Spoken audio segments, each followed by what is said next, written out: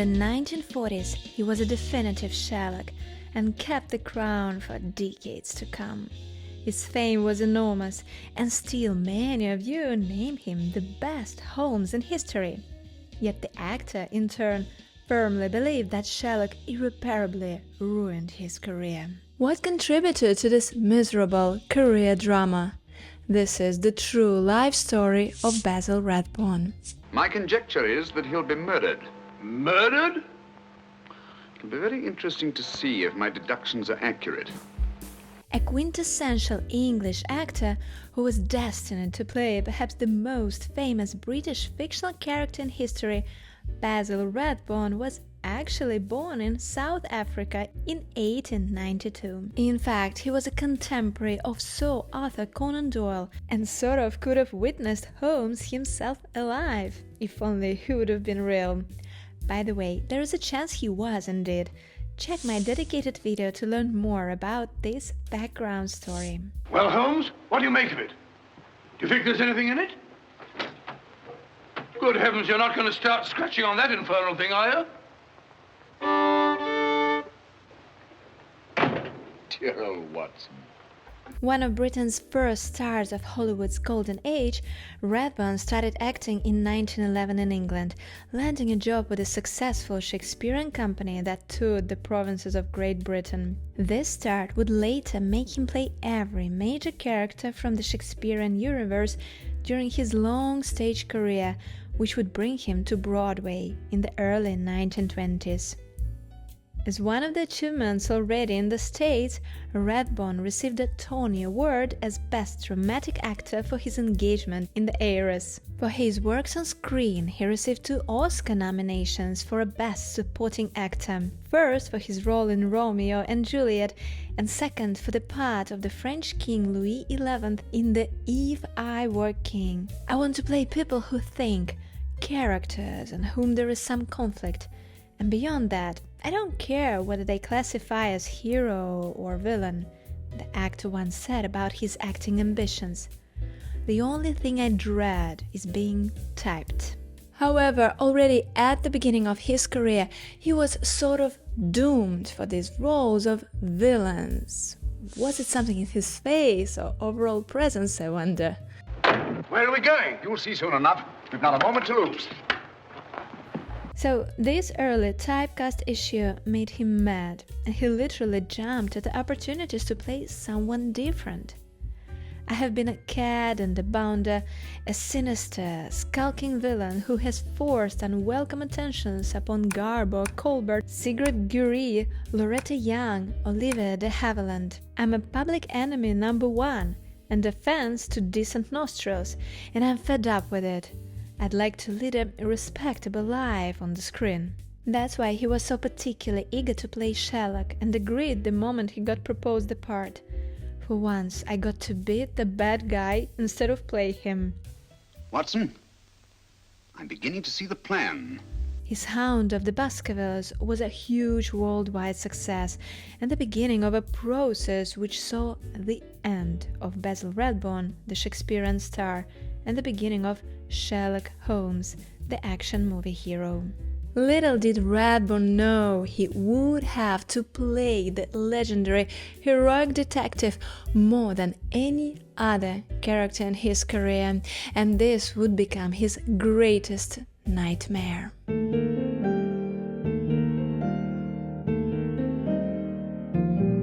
Slowly, drop by drop, the blood would be drawn from your body. You would be aware of every exquisite second to the very end. You would be watching yourself die scientifically, noting every reaction, and in full possession of your faculties. All in all, he put on the deerstalker cap of Sherlock in 14 initially black and white US films from 1939 to 1946 and participated in over 200 radio plays. His looks and acting were much in line with the notable works of his illustrious predecessors like William Gillette, Clive Brooke and Eli Norwood. While the first 2 episodes produced by 20th Century Fox were traditional period pieces, the next 10 Universal Pictures films abandoned Victorian Britain and moved to a then contemporary setting of World War II, in which Holmes occasionally battled Nazis. Sounds somewhat controversial and daring, would you agree? Well, obviously they do it now, here and there, moving everything to the present times. Take the liberal screenplay of the Sherlock series with Benedict Cumberbatch, for example. Yet, think of it, Rathbone's films came to that more than 6 decades earlier, in the first half of the 20th century. However, when it comes to Universal Pictures from the 1940s, they apparently went for such alterations due to the restricted budget, which would not allow large spending on period decorations. Make no mistake, Watson. This is not a duel of intellect with a cruel but single-minded Gestapo killer. This is our greatest problem, with England as the stake, and our antagonist, Professor Moriarty. All in all, although the achieved effect might be debatable, of course, some would find it a step too far from the original story by Doyle, yet the fact that it was quite groundbreaking is undeniable. What would you say? It was magnificent. Thank you, Doctor. The problem was not without its interesting points. Well, at least the world landscape was quite familiar for the actor himself, since he fought in the British Army during the First World War and was awarded the Military Cross for bravery under fire. Rathbone even wanted to enlist back to the army when UK declared war on Germany in 1939. However, the British War Office sent him an official refusal letter which explained that he was too old. In addition, Holmes-Watson pair of Basil Rathbone and his partner on screen and friend in life Nigel Bruce had that required chemistry, and many fans still considered it the best match of all screen adaptations. And while the films themselves made an important contribution to the history of Sherlock and cemented Basil Rathbone's reputation as an undisputable A-list star actor and a household name, a big, huge spot was growing on the otherwise unobscured bright sun of this project. Rathbone grew visibly tired and unhappy with his part of the famous detective. Drop by drop, Holmes. Drop by drop. My 52 roles in 23 plays of Shakespeare, my years in the London and New York theatre, my scores of motion pictures, including my 2 Academy Award nominations, were slowly but surely sinking into oblivion, and there was nothing I could do about it except to stop playing Mr. Holmes.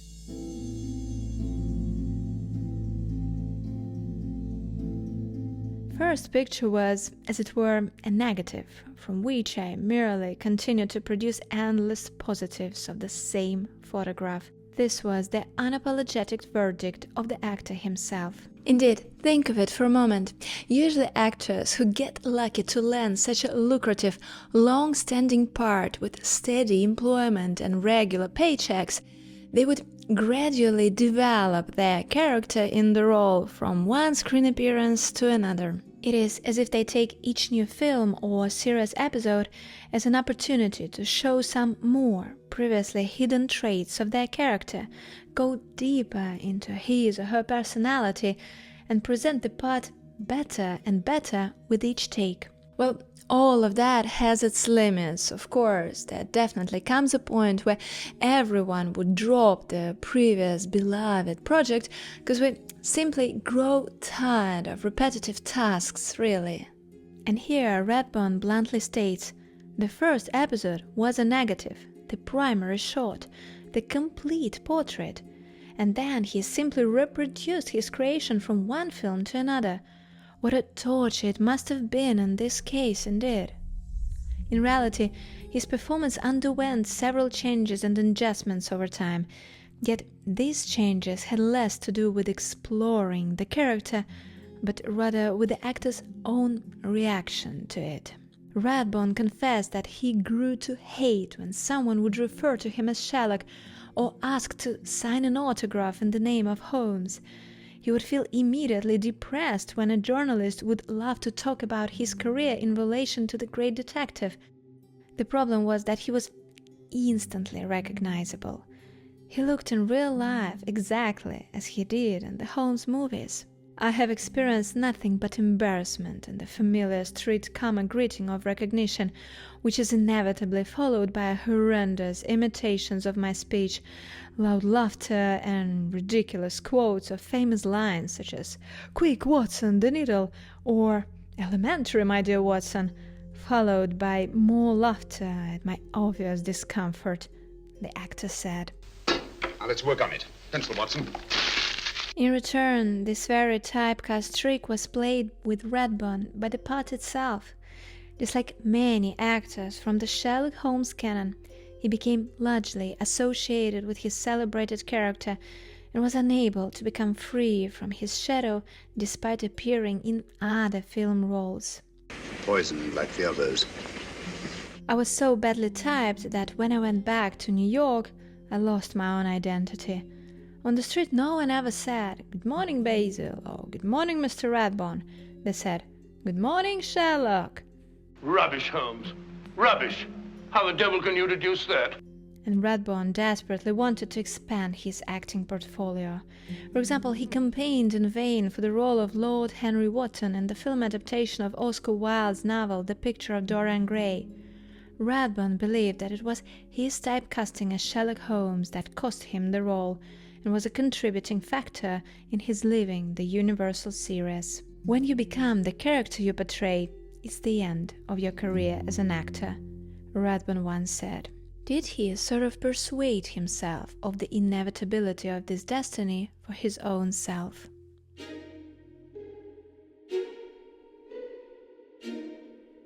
Frankly speaking, first I didn't quite agree that Holmes ruined Rathbone's perspective, since his most important films like The Adventure of Robin Hood or The Mask of Zorro and The Court Jester, well, they all came in the course or after filming Sherlock.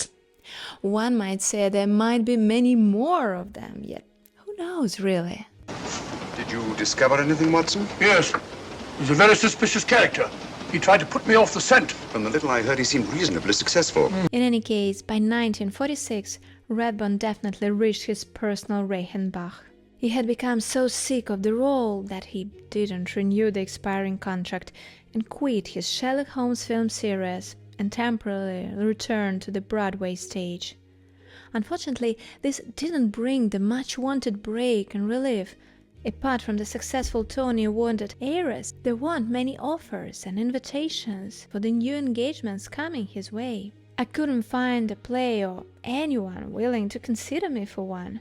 One well-known author came to see me.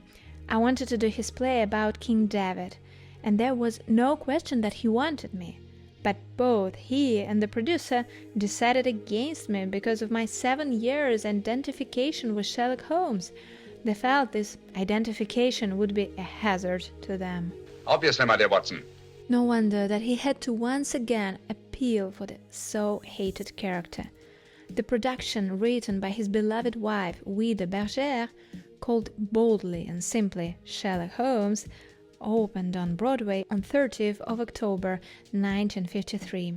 Those who have been there that night recall that Rathbone fluffed his lines and gave, by his own admission, a mechanical performance. The reviews were so bad, so no surprise that the gig lasted only 3 performances. Why did he do it at all at the end of the day? Well, Rathbone obviously didn't want to disappoint his spouse, while at the same time couldn't eat Sherlock any longer. Joking aside, this project could probably be explained by the Rathbone's chronic lack of money and the need to exploit his previous fame. You be the judge. In the days when Rathbone was filming Sherlock and doing subsequent radio plays and advertising, he would make somewhere in the range of $500,000 to $1 million a year in today's value. Doesn't sound that impressive now, yet back in the day that was an unheard of compensation for an actor. His family was indeed living the talk of the town, lavish lifestyle. All that evaporated the moment he lost his other engagements and quit the detective series. To his regret, by the end of his life, he had to earn money to pay the bills by appearing in bizarre beach movies, doubtful TV panels, and commercials for cigarettes and peanut butter. It was finally set in stone. Rathbone indeed proved to be incapable of shaking off the spectre of Sherlock till his very last days.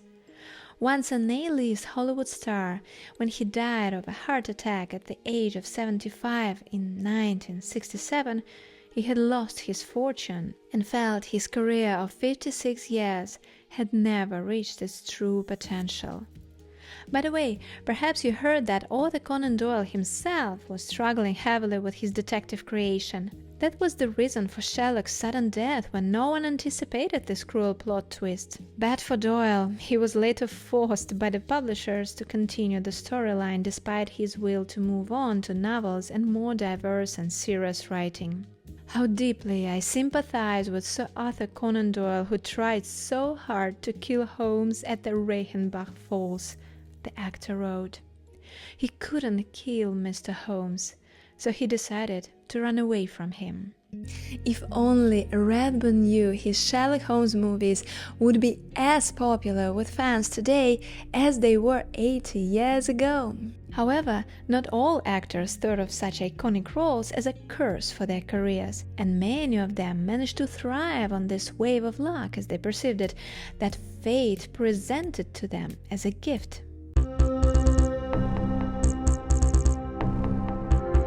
Holmes?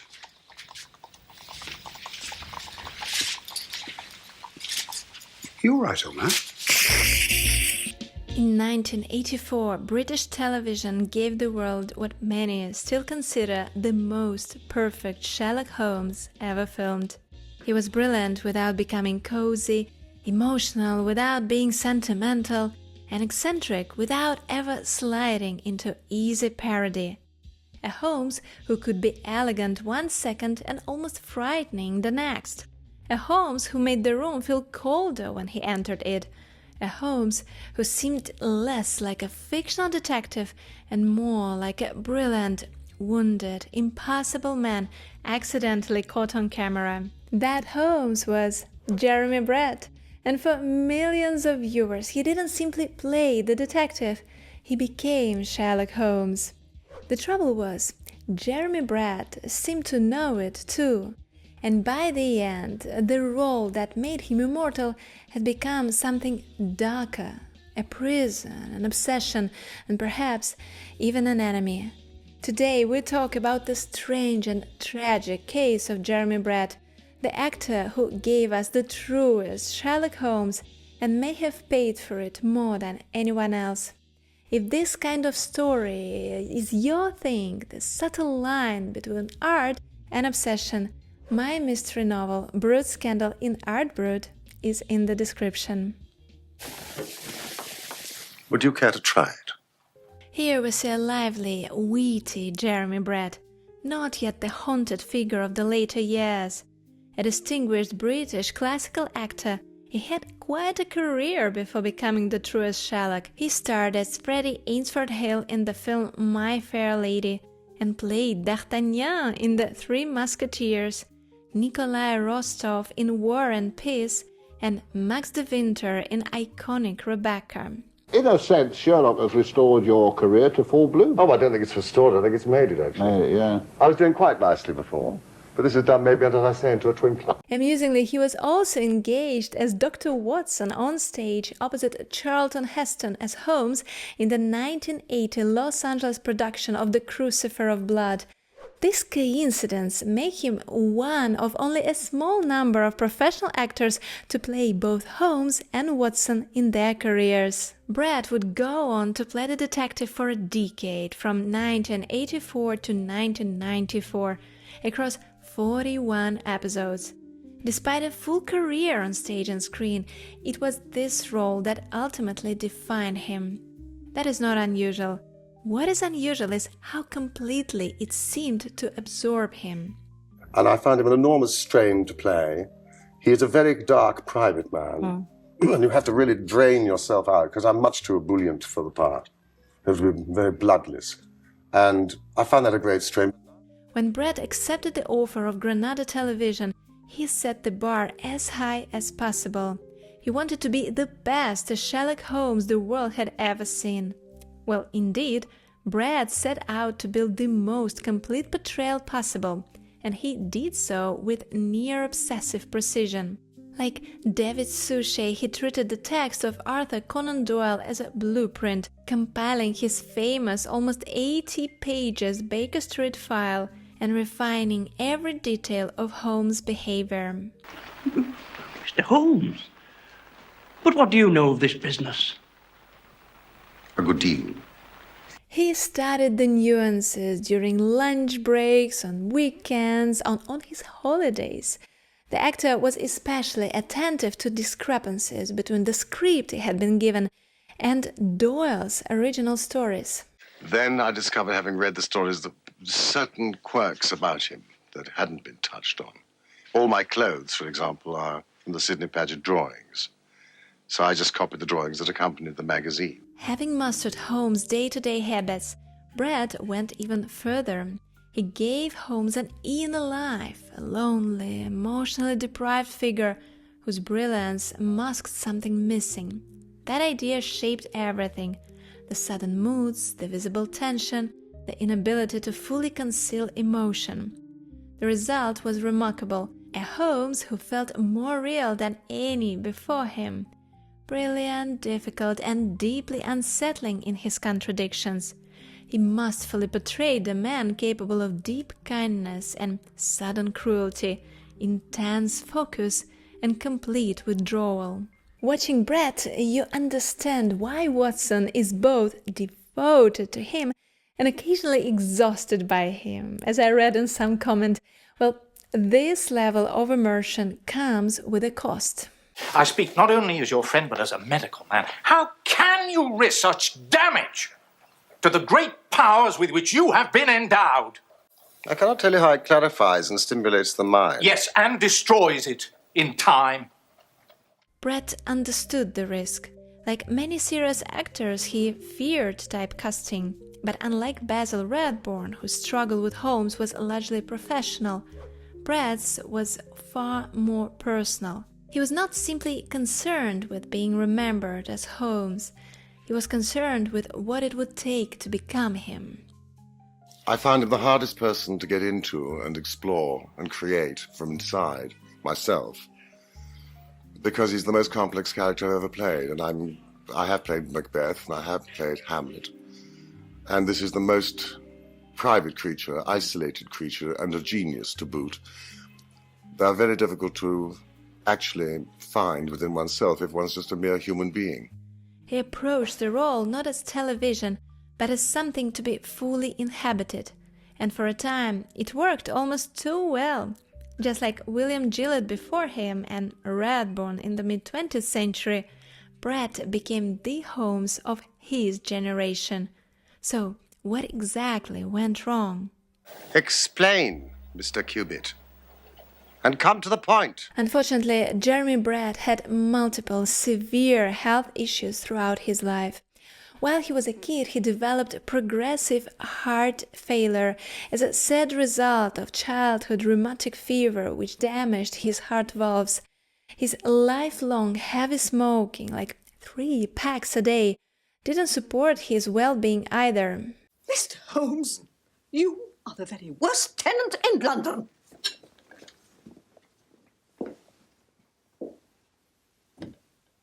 In addition, he was later diagnosed with bipolar disorder.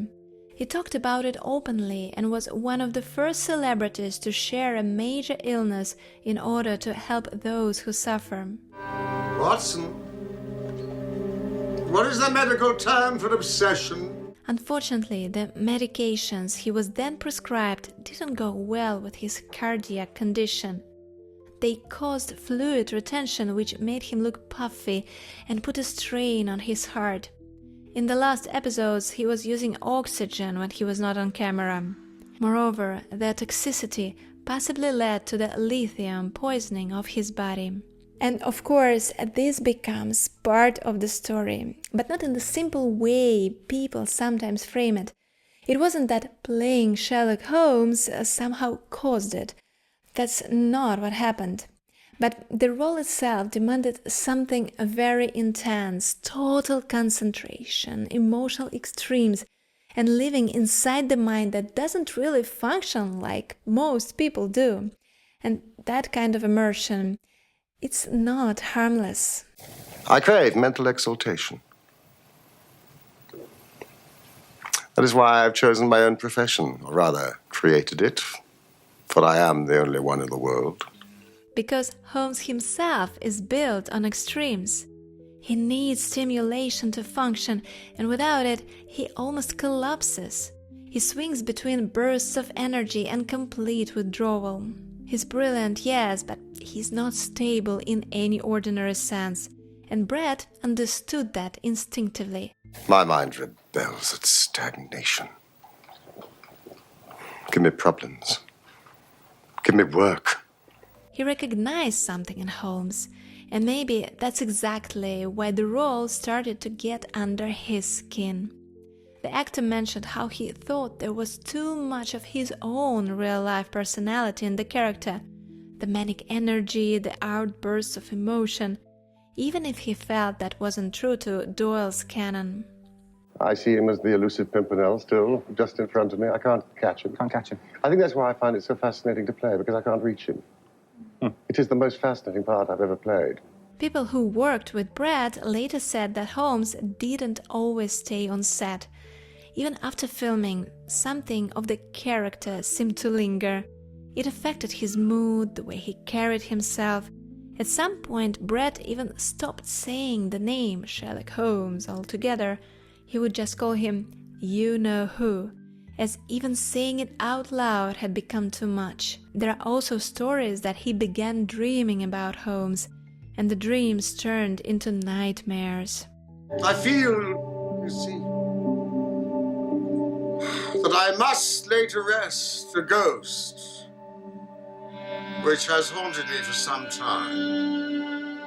The actor once confessed that for him, the stories were about a great friendship, that Holmes would have probably died young without Watson to ground him. Off-screen, Jeremy Brett and Edward Hardwicke too shared a genuine friendship built on respect.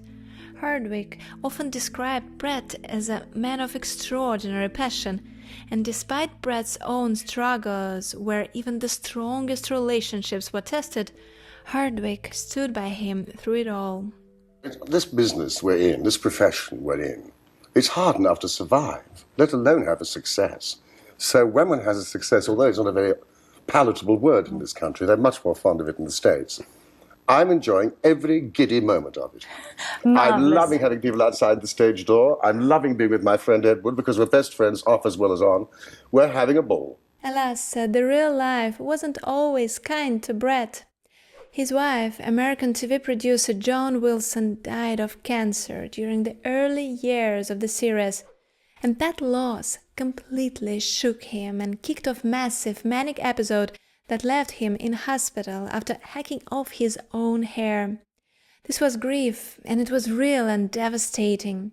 And from that point on, the role existed alongside a man dealing with the loss, illness, and growing physical strain. Nevertheless, there is an element of truth in what you say.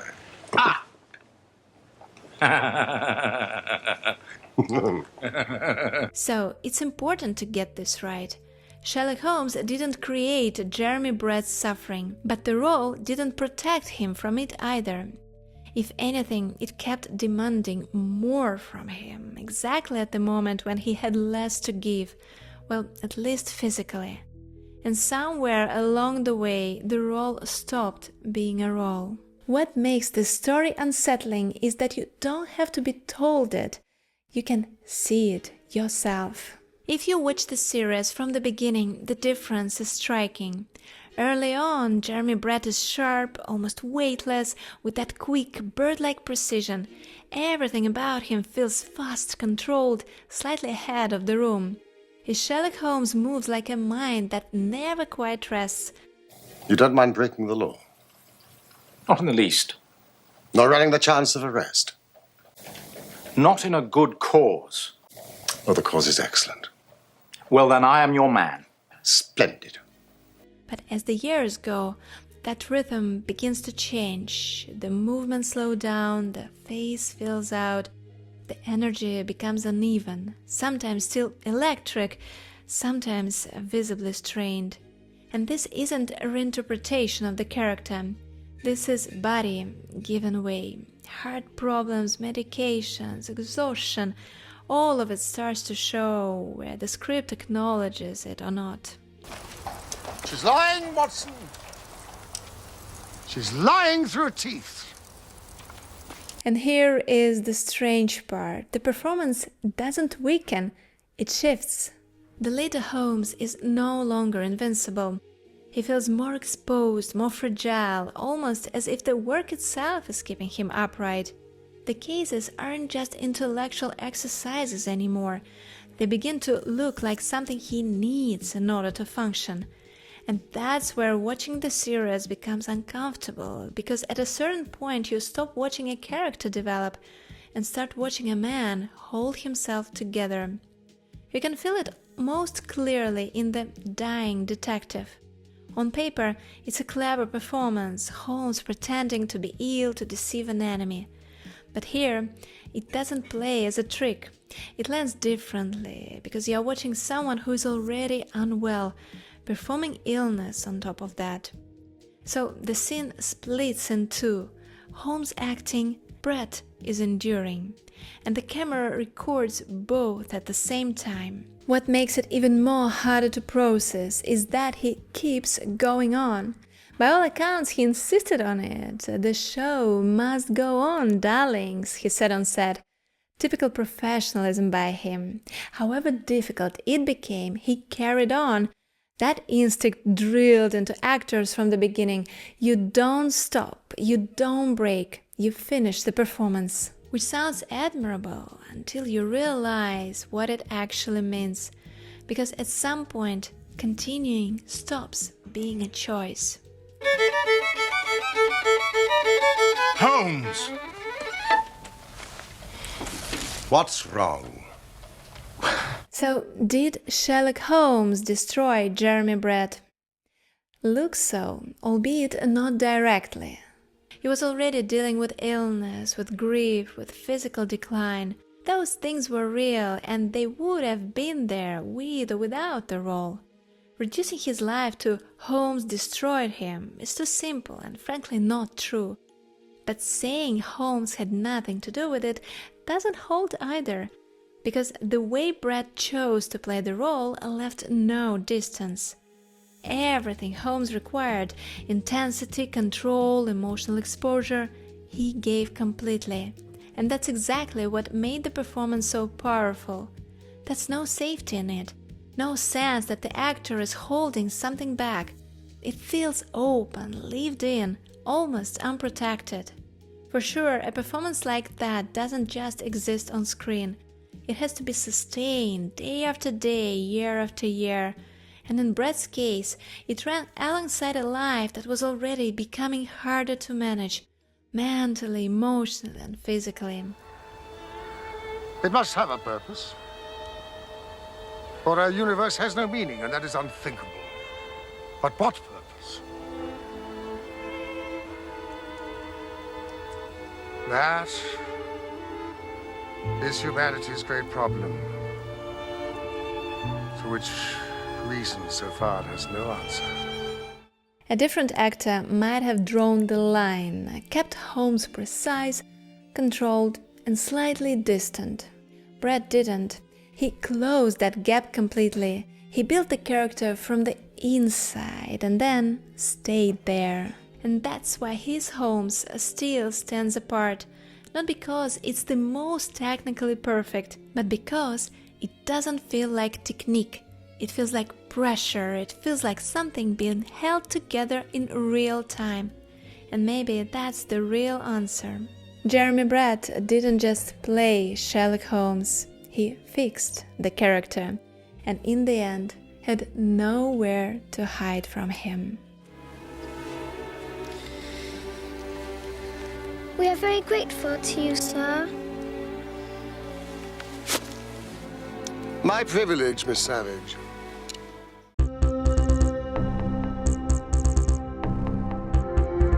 If things had played out differently, the star actor from House of Cards could dominate the role of Sherlock Holmes like no one else did. All in all, he had only appeared in 2 films about the British detective, but did you know that there was actually a 3rd script in the works? And the story behind it is filled with drama, lawsuits, TV deals, rivalry, and more. You won't believe how it all went down, so stick around and let's dive into this fascinating untold chapter of the life of Ian Richardson. He told me he was that detective fellow, Sherlock Holmes. A pretty while ago I made my historical video comparison of the top 9 actors who had tried their luck in putting on the deer stalker hat and lighting up the pipe. Basil Rathbone, Jeremy Brett, Robert Downey Jr., Benedict Cumberbatch and many others were featured there. Yet curiously, the hero of this special episode, the actor Ian Richardson, didn't appear in the script. Now, what possible wrong can it refer to?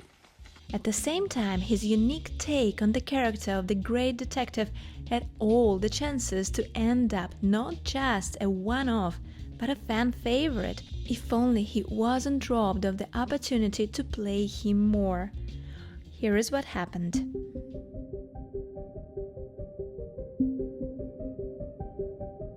Many of you may best remember Richardson from the iconic BBC series House of Cards. Well, no, it's not the rather recent US version with Kevin Spacey, which in fact was a remake of the original British miniseries from the early 1990s. And that's where Ian Richardson played the key part, for which he won a BAFTA award for Best Actor. Even the longest, the most glittering reign must come to an end someday. Before that, Richardson, born in 1934 in Scotland, had an immensely successful career on stage in England. Boldly called one of the greatest Shakespearean actors, he played a long line of leading roles in classical theatre, from Hamlet to Richard II to Richard III. Apart from theatre, Richardson made multiple appearances on screen and TV, mostly in Britain, and thanks to his talent, presence, looks and voice, he could be easily considered a perfect candidate for the role of the new Holmes. Would you agree? Well, soon this opportunity came about. Fire! Holmes! Holmes! Holmes! Fire! Like many of your deductions, Watson, wrong. Back in the early 1980s, Cy Weintraub, an American producer best known for his series of Tarzan films, made a massive investment in the Sherlock Holmes universe. His Mapleton Films production paid a hefty sum to the Doyle estate, securing the rights to all 60 of Sir Arthur Conan Doyle's original stories. His plan? To create a series of anywhere from 6 to 30 films, reimagining Holmes for a new generation. An ambitious move, right? Well, Weintraub was apparently pretty sure of the success of this deal, since he already had his perfect Sherlock in mind. No one else but Ian Richardson. But your facts are correct in every particular. How could you possibly guess? I never guess. It is destructive to logic. The first 2 TV films, The Sign of the Four and The Hound of the Baskervilles, were delivered one after another as hot pies in 1983. The films were welcomed with rather a warm critique. Not only Sherlock was accepted as a convincing one, but also his sidekick Watson was particularly admired in The Sign of the Four. So, no wonder the 3rd script, The Prince of Crime, was already written and the production was about to start. The game's afoot, Watson. Little did the producer and the actors know that at that moment, Waintrop's entire production was already about to crumble beneath his feet. There was a fly in their ointment, as Ian Richardson had put it himself. So, what exactly happened there? Let's uncover the mystery.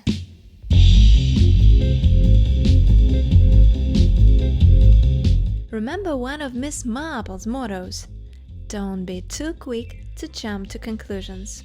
Or let's paraphrase it for the sake of this case.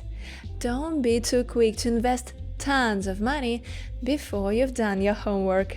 Cy Weintraub, an American producer who bought the rights for the entire Sherlock body of stories, wasn't apparently following this rule, since there was one yet hugely important detail he and his team of lawyers missed in the deal: the fact that these stories were about to enter the public domain in the UK.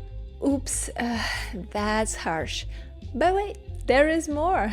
Around the same time, Granada Films announced their own massive television series, planning to adapt all the Holmes stories for both the UK and the US markets. I suppose it's all rather hopeless now. Really? And your reason for despair? Realizing he had paid big money for what would soon be free, in other words, for nothing, Weintraub went mad. His American monopoly was slipping away, so he tried to do at least something, and decided to team up with Sir Arthur Conan Doyle's daughter, Dame Jean, and launch a legal battle against Granada. This mystery gets darker every minute. On the contrary, old fellow, it clears every instant. Yeah, sounds doubtful. Do you guess what went down next? Actually, there was a seed of sanity in this action. So, here is the twist. While many Sherlock Holmes stories were indeed entering the public domain, the very characters of Holmes and Watson were still under copyright. It may be difficult to understand, yet apparently, since not all stories were copyright-free, the main characters were automatically protected too. And that was Mapleton Films and the author's daughter's argument in court, which, good for them, wasn't so pointless. Madam, I promise you as much discretion as the matter may permit, but your answer is of vital importance and may make the difference between life and death. As a result, Weintraub reached an agreement with Granada to settle the case out of court. According to the words of our Sherlock, Ian Richardson, the settlement was for an extraordinary sum, around £2 million. Enough to cover the costs for the Sign of the Four and the Hound of the Baskervilles, with a profit on top. Well, for once, Leighton is right. A most satisfactory end indeed. In addition, Granada agreed to put their production on hold for 2 years, which allowed Weintraub to squeeze every profit from his 2 films to the fullest. Only an amiable man receives testimonials, only an unambitious one prefers the country to a London career, and only an absent-minded one would leave his walking stick and not his visiting card. Dr. Mortimer, your stick.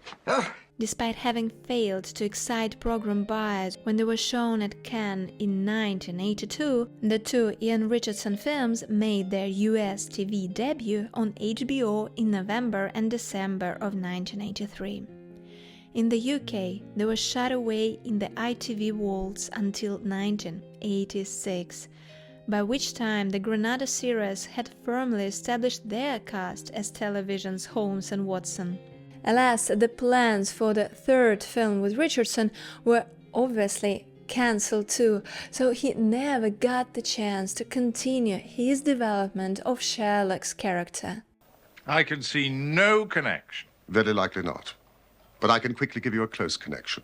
Here are the missing links in the very simple chain. If Granada hadn't capitalized on the copyright expiration, Richardson might have gone on to star in a dozen or more Sherlock Holmes films and be remembered today as one of the greatest actors to ever portray the iconic detective. The Curse of the Baskervilles is a figment of the imagination. But without the imagination, Watson, there would be no horror. Oh, wait a minute. Richardson did return once to the Holmes universe in the TV series Murder Rooms, The Dark Beginnings of Sherlock Holmes. He took on the role of Dr. Joseph Bell, the real-life figure who inspired Sherlock Holmes, with Arthur Conan Doyle portrayed as his assistant. You may learn more about this real-life prototype of Sherlock in my dedicated video. Holmes? You all right, old man? Meanwhile, Richardson's follower in the new Granada production, the legendary Jeremy Brett, who became, in my eyes, the best Holmes ever, still spoke highly of his British colleague. He got a coolness which I thought was marvelous, like an electric eel. Weren't exactly sympathetic. He doesn't come to me for sympathy. So, what a curious coincidence, right? On the one hand, we never had a chance to see what would come out of Ian Richardson's Sherlock, whose Hound of the Baskervilles is often considered to be the canonical version of the story. On the other hand, imagine Granada turned down the idea of battling for the series due to the character's copyright, and we would have never known and enjoyed Sherlock's unparalleled portrayal by Jeremy Brett.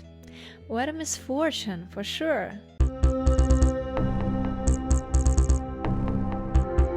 Oh, no, don't even begin. Just like there is a Sherlock Holmes fandom, there is a whole universe of his incarnations on screen. How can we even look through all those stunning actors and objectively rank their performances? Well, I can promise you it will be subjective and will certainly miss some of the portrayals, and you will curse me for this. Yet you'll still get a pretty good idea of how Sherlock Holmes' likeness evolved in movies and TV series for over a century. The character of the most famous British detective was invented by Sir Arthur Conan Doyle back in the late 1880s. Yes, I said invented, although there is a popular belief that he must have existed in reality. Even my recent poll in this channel's community proved this bias. No wonder that such popularity that almost brought the fictional character to life also brought up additional challenges to the actors who would portray Sherlock on screens. You keep out of my stomach with your deductions, Mr. Holmes. Don't like it. Must have a little privacy. Overall, there were 75 actors playing the part in over 250 productions. The character of Sherlock even holds the Guinness World Record for the most portrayed literally human character in film and television history. However did you guess, Mr. Holmes? Miss Smith, I never guess. One last caveat, the video is going to focus on English-speaking portrayals of Sherlock. Obviously, there were other notable and extremely interesting takes on the character in other languages. Let me know if you would be interested to see such a selection. Dear fellow, how are you, Holmes? I'm delighted to see you. Perfectly delighted, upon my word I am, but... The earliest actor to assume the role was American William Gillett.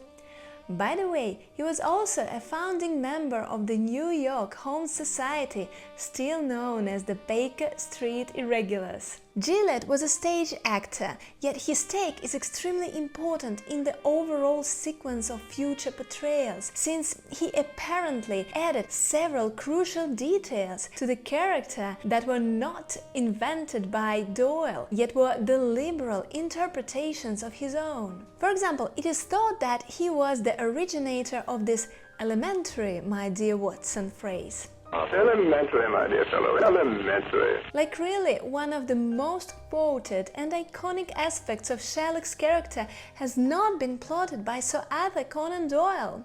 Well, Holmes often calls his observations elementary and sometimes refers to his companion as "My dear Watson," yet the phrase "elementary, my dear Watson" is never uttered in any of the 60 stories by Doyle. Moreover, Gillett also influenced this detective look we immediately think of upon hearing his name today, like Sherlock's emblematic curved calabash pipe is not original to Conan Doyle's writings, yet was introduced by William Gillett.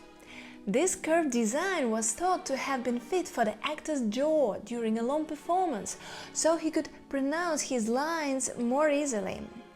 Gillett also used the deerstalker hat, which was also unspecified in Doyle's narration, yet first appeared in some Strand illustrations by Sidney Paget. All in all, he was widely praised for his performance.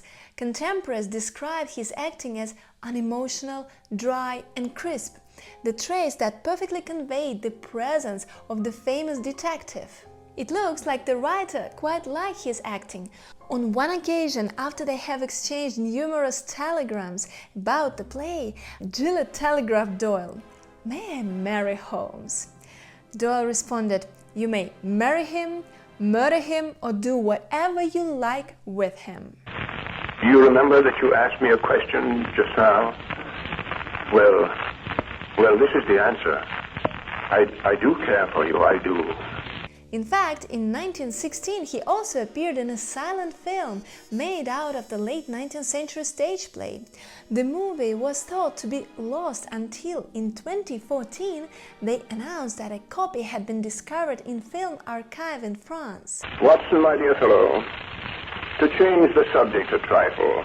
For 2 years, from 1921 to 1923, another 47 silent black and white films were released by the British Stoll Pictures, featuring an English actor, Ale Norwood. These were mostly adaptations of original stories lasting about 20 minutes each.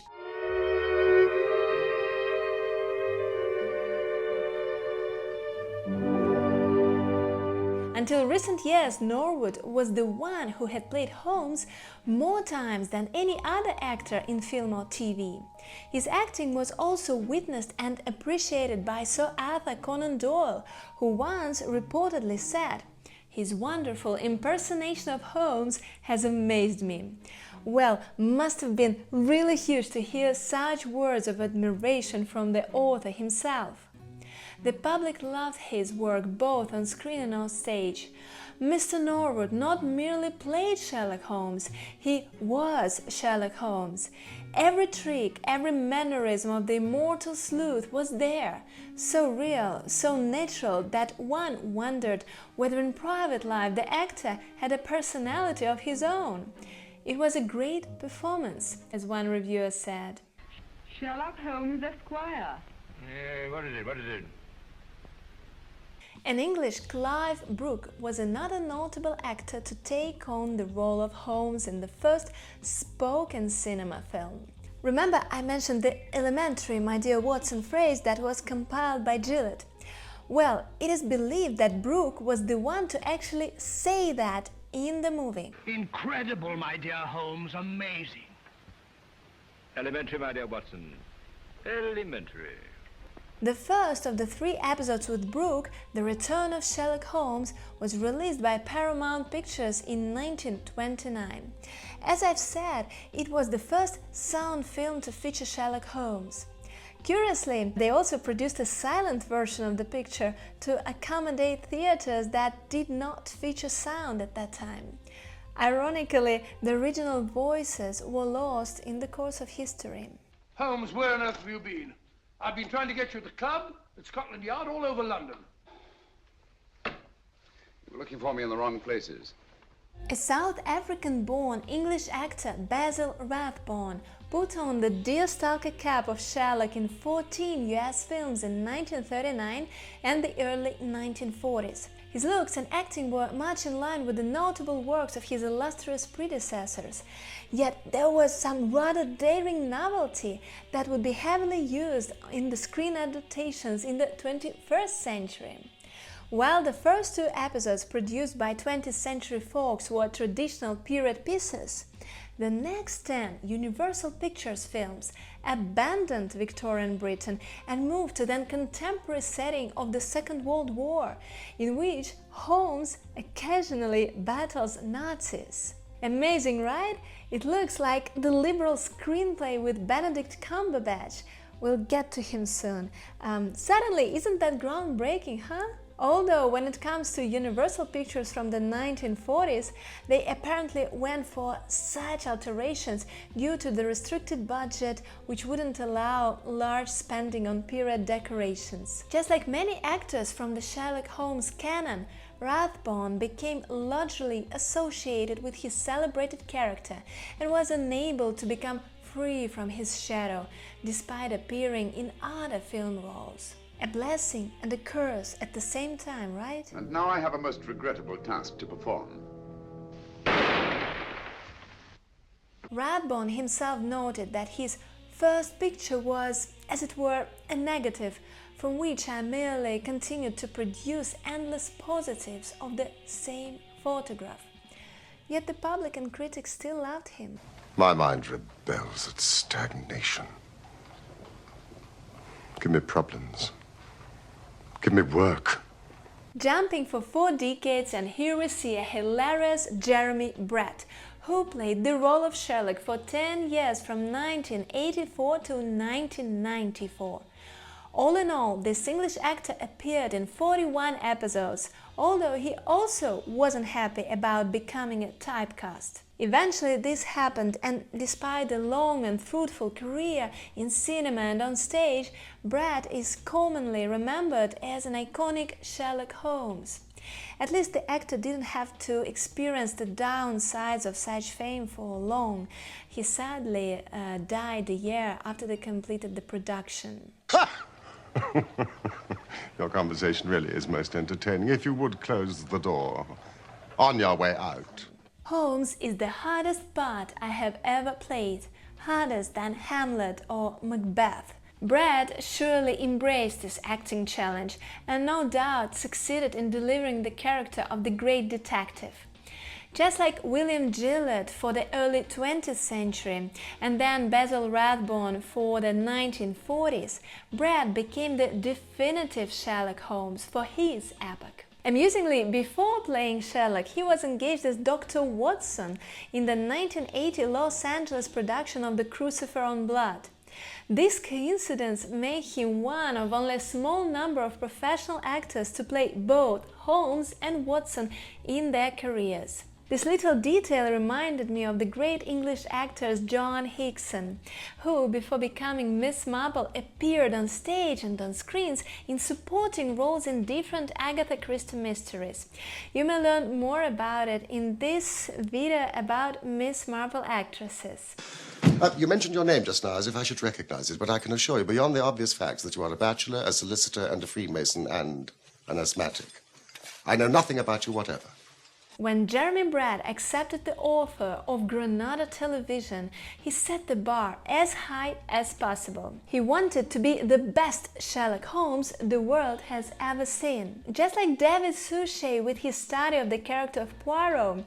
Yes, you may learn about it in this video here. Brett conducted extensive research on Holmes and Sir Arthur Conan Doyle himself, and was very attentive to discrepancies between the scripts he had been given and Doyle's original stories. Just like Suchet, he had his 77-page Baker Street file on everything from Holmes' mannerisms to his eating and drinking habits. He studied the nuances during the lunch breaks, on the weekends, and on his holidays. But I abhor the dull routine of existence. I crave mental exaltation. Brett was really fascinated by the figure of Sherlock Holmes with his manias and obsessions. People say that the actor's character resembled Holmes' portrait, with those waves of energetic passion followed by lethargic silence. They say that Brett even started dreaming about Holmes, and his dreams turned into nightmares. To somehow distance him from the fictional image, Brett began to refer to Holmes as you-know-who. That is why I've chosen my own profession, or rather, created it. For I am the only one in the world. Well, although it took much from the actor's mental efforts, the result turned out to be spectacular. Would you agree? Would you please join me in the call of fire? 1, 2, 3. Fire! Fire! We can do better than that. Another milestone, in my opinion, would be Sherlock's incarnation by an American Robert Downey Jr. alongside Jude Law as Dr. Watson. Together they returned in the 2011 sequel, Sherlock Holmes, A Game of Shadows, and the third film is expected to be released in the near future. Yet it was postponed many times for all these years, so who knows if it ever sees the light.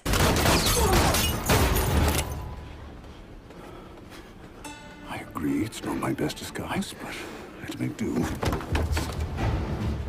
My God! The directorship of Guy Ritchie somewhat hints that the films were not going to be some traditional Victorian Sherlock stories. They certainly didn't. The plot unfolds in the late 19th century London, yet the screenplay is full of action, motion and special effects that deliver the pace of the 21st century. Well, the Hollywood version of it. It was a real digression from the canon, and I can't say that I became a real fan of the movie itself. Finally, it somehow reminded me of the Pirates of the Caribbean. Yet the acting of Downey was convincing, and I believed his Sherlock. And yeah, Law's Watson was also a great match. All mine.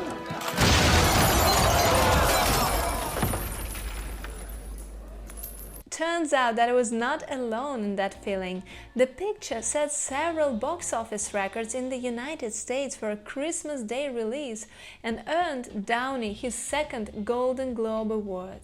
The second film followed this action mystery path, and although some criticized this modern approach to the old-time classics, I guess that's again the acting of Downey that made it quite convincing. Just like Jeremy Brett, he also had experienced that sort of bipolar personality with episodes of hyperactivity followed by the inevitable fallouts. There's nothing of interest for me out there on Earth at all. Now there was the crowd favorite, Benedict Cumberbatch, the Sherlock for new generation of viewers, I suppose. Ignore all of that, it's just the shock talking. Where are you going? I just need to talk about the rent. I've still got questions what for you. now? I'm in shock. Look, I've got a blanket. Sherlock? I tell you the truth, for many years I resisted and didn't watch a single episode. He wasn't the Sherlock I was rather conservatively thinking of, particularly in terms of look, particularly in terms of present-day setting. What a fool I was, mamma mia! He's great fit for this type of personality, and this time transfer into the present day made it even more enticing. Is that it? Is that what? We only just met. We're going to go look at a flat. Problem?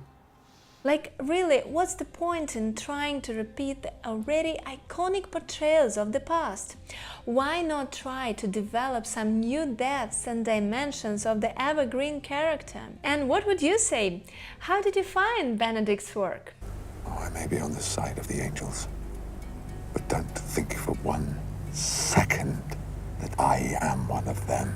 At the same time as BBC's Sherlock, Johnny Lee Miller portrayed the consulting detective in the American CBS series Elementary. It was Miller who stripped Ale Norwood of the title of the actor who had played Holmes more times than anyone else in film or TV, with his 154 episodes.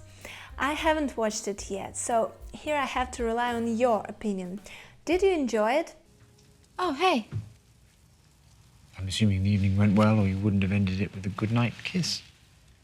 There is a female Dr. Watson there, they say, and they moved to Manhattan. Well, I'll try to watch it if you say it's worth it. Meanwhile, I shall put him off the list in this video. Is it, sir? Is it? Take it. I have others. Take it, I can't. I can, but I can't.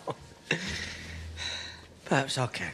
And last but not least, a cherry on top of this long video is the recent take on the role by the British Henry Cavill.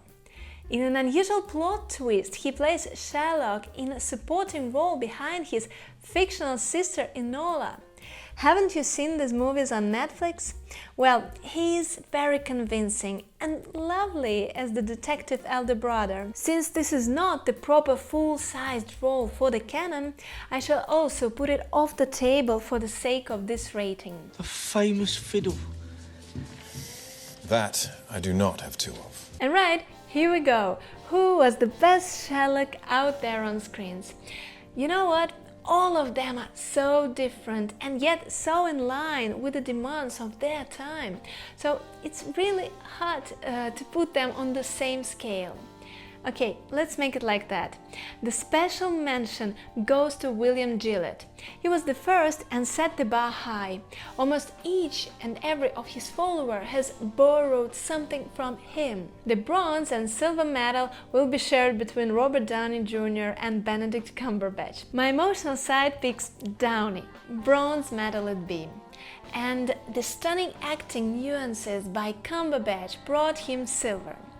And yes, the gold medal goes to Jeremy Brett. 30 years has passed and his charisma still mesmerizes me even without those fancy special effects. And what would be your choice? Hope to meet you in the comments. Bye!